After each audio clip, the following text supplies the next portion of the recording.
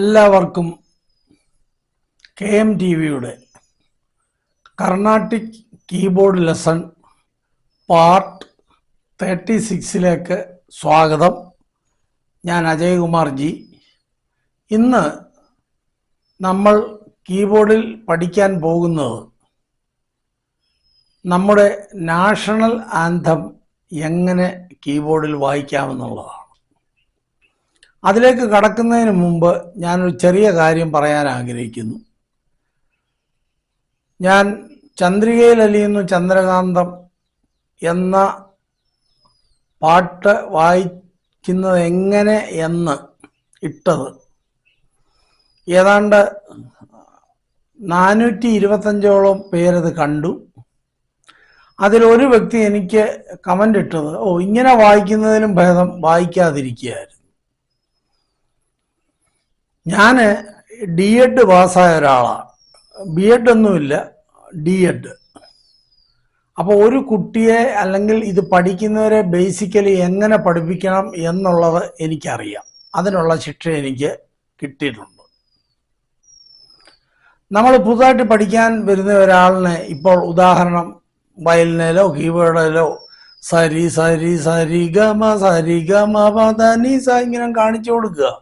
ഒരു കുട്ടി ബിഗിനറാണെ വായിക്കും. അത് ഹരിശ്രീ എഴുതിക്കുന്ന കുട്ടിയുടെ കൂട്ട് തന്നെ വിരൽ പിടിച്ച് എഴുതിക്കേണ്ടി വരും. എന്ന് പറഞ്ഞാൽ ഇവിടെ ഫിംഗറിങ് കാണിച്ചു കൊടുത്ത് വായിപ്പിക്കേണ്ടി വരും. അല്ലാതെ ഞാനൊരിക്കലും ആവശ്യപ്പെട്ടില്ല കീബോർഡിനകത്ത് ഞാൻ വലിയ കീബോർഡിസ്റ്റാണെന്നു. ഇത്രയും പറയാം, ഒരു സാധാരണ കീബോർഡിസ്റ്റാണ് ഞാൻ.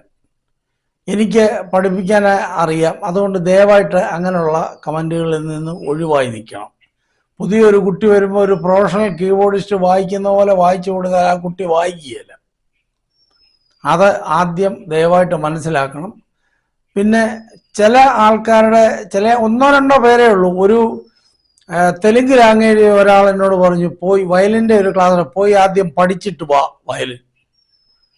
ഞാൻ ആ സുഹൃത്തിനോട് പറഞ്ഞു, ഞാൻ വയലിൻ്റെ പ്രാക്ടിക്കലും തിയറിയും 8th പാസ്സായ ആളാണ് ഞാൻ, വേണേൽ സർട്ടിഫിക്കറ്റ് കാണിച്ചു തരാമെന്ന് പറഞ്ഞു.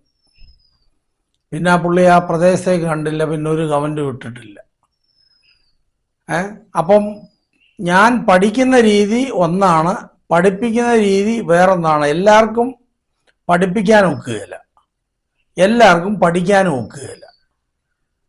അപ്പം അങ്ങനെ ഒരു പ്രശ്നമുണ്ട്. ദയവായിട്ടത് മനസ്സിലാക്കണം. ഞാൻ ഇടുന്നത് പ്രൊഫഷണൽ വായനക്കാർക്ക് വേണ്ടിയിട്ടല്ല. ഇത് പഠിക്കാൻ ഇഷ്ടമുള്ള അനേകം സീനിയറായിട്ടുള്ള സിറ്റിസൺസ് ഉണ്ട്, കുട്ടികളുണ്ട്, ഇടപ്രായക്കാരുണ്ട്. ഇതിൽ സാമ്പത്തികമായിട്ട് പിന്നോക്കം നിൽക്കുന്ന ആൾക്കാരും ഇത് പഠിക്കുന്നുണ്ട്. നോക്കി അവർ പഠിച്ചോട്ടെ. സംഗീതം എല്ലാവരുടെയും മനസ്സിൽ കയറുകയാണെങ്കിൽ അത് നല്ലതല്ലേ. അത്രയും കാര്യം നിങ്ങൾ മനസ്സിലാക്കുക. അപ്പോൾ ഇന്ന് നമ്മൾ പഠിക്കുന്നത് ദേശീയ ഗാനമാണ്. നമ്മുടെ ദേശീയ ഗാനം എഴുതിയത് രവീന്ദ്രനാഥ് ടാഗോറാണ്. ഇതിൻ്റെ രാഗം എന്ന് പറയുന്നത് ശങ്കരാഭരണം രാഗമാണ്, 29ാമത്തെ മേളകർത്താ രാഗം. താളം ഏകതാളം, അതായത് അടി 1 2 3 ഇതാണ് ഇതിൻ്റെ താളം. അപ്പം നമുക്ക് അതിൻ്റെ ട്യൂട്ടോറിയലിലേക്ക് പോകാം.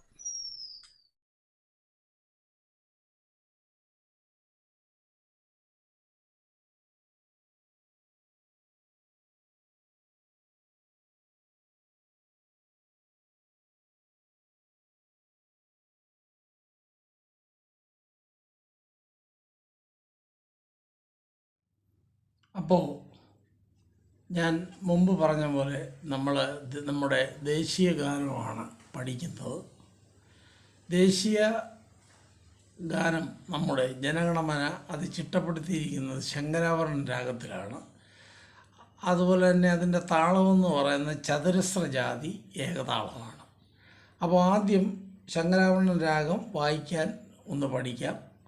ആരോഹണവും അവരോഹണവും വായിക്കേണ്ടത് കംപ്ലീറ്റ് വൈറ്റ് കീ തന്നെയാണ്. അപ്പം ഞാനൊന്ന് പറഞ്ഞുതരാം.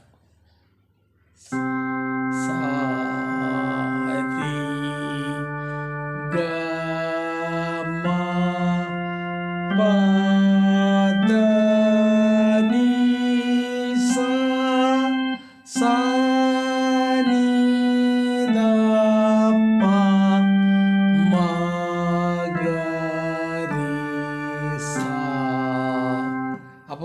ഷഡ്ജം, ചതുശ്രുതി ഋഷഭം, അന്തരഗാന്ധാരം, ശുദ്ധമധ്യമം, പഞ്ചമം, ചതുശ്രുതി, ദൈവതം, കൈശികി നിഷാദം, പിന്നെ മേൽസ്ഥായി സ.